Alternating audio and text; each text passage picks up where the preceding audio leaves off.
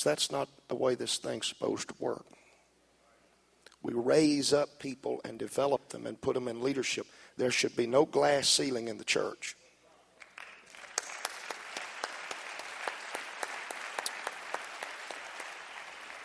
So that's the first thing. The second thing is I think that there's what I call the invisible population. The disciples went to Sychar and bought bread. Jesus met a woman from the same community, and he evangelized her. We go to Chinese restaurants. Do we go there to conduct business and buy bread, or do we go there to evangelize them?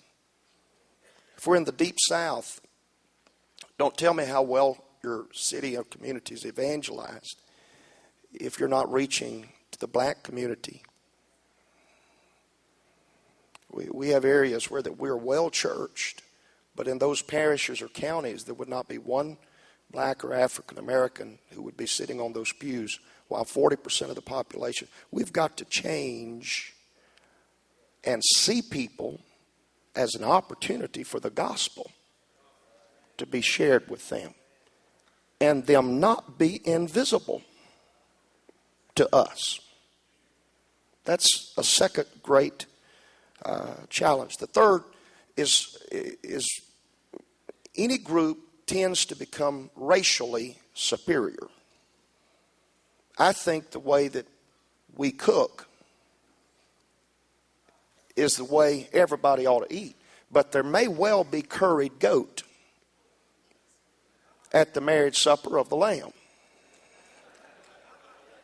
Now, that's not particularly what I want to eat.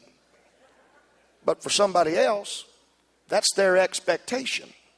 And they'll be disappointed if there's grits there.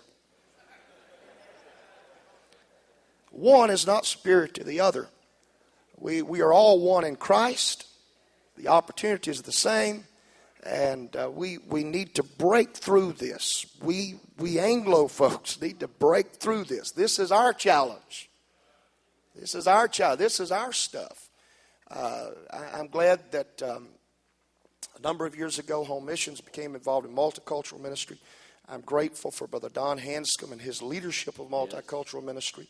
We're trying to make it easier for you to be effective in your local church. One of the things that's happening is in partnership with foreign missions, we're developing a website. It's not all the way there yet, called globaltracks.com, where that you can download printed material in Chinese or French or whatever culture group you're dealing with, to make it easy for you to do this in your local community. That's positive. I'm excited about that. Secondly, in that regard, and I'm done, All Nations Sunday is the first Sunday in November, if I remember right. And we had tremendous response this year from churches that just reached out into their community, and they were amazed and astounded at how many different culture groups were represented right where they were. And if you'll get the demographics of where you're at, you'll be surprised too. And this is our opportunity. But we got to change. The greatest challenge, we got to change our thinking and see people as an opportunity for the gospel to be shared instead of just somebody else who resides in the community. Going to have to. Great answer. Have to make it fit it.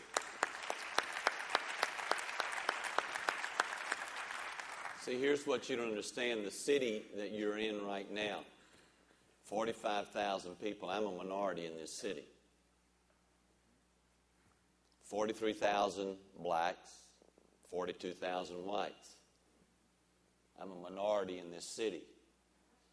My church needs to start reflecting the population of the city. And that's what I'm trying to lead this church into doing. We've got to evangelize the community. A lot of our emphasis, most of our evangelism emphasis right now is in the black community. That's where we're doing most of our street services. That's where we're doing, because that's where the majority of our population is. And it's reflecting